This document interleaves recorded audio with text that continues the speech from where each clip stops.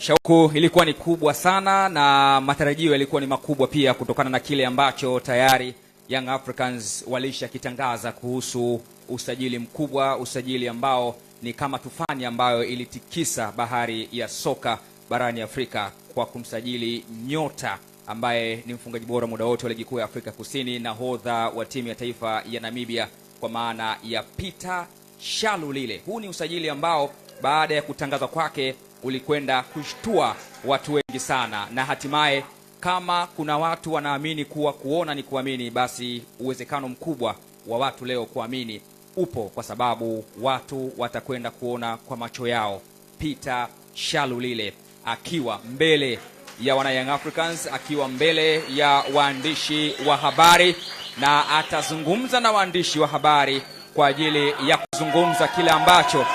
amewaletea Young Africans,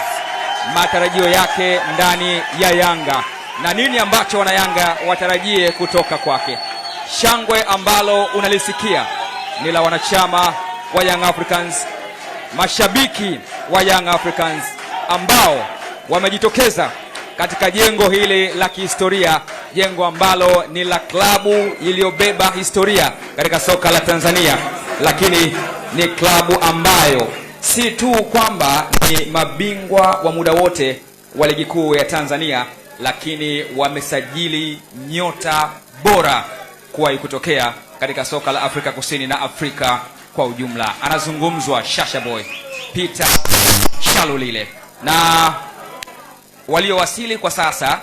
ni mgeni wa wananchi Young Africans kwa maana ya Peter Shalulile, lakini pia rais wa Young Africans, kipenzi cha wananchi, Engineer Hersi Said, ambaye yuko hapa, na bila shaka na pasi na wasiwasi wowote atakwenda kuzungumza na wanahabari, atakwenda kuzungumza na umma huu wa wananchi ambao umekusanyika hapa katika jengo hili la wananchi, lakini pia wanaotazama kupitia vyombo mbalimbali vya habari. Mimi ni Alwatan Ramadhan Goda. Jukumu langu la kwanza kabisa ni kumkaribisha rais wa Young Africans, Engineer Hersi Said, ili azungumze na wanahabari kabla ya ile shauku ambayo watu wanaisubiri kwa hamu kubwa sana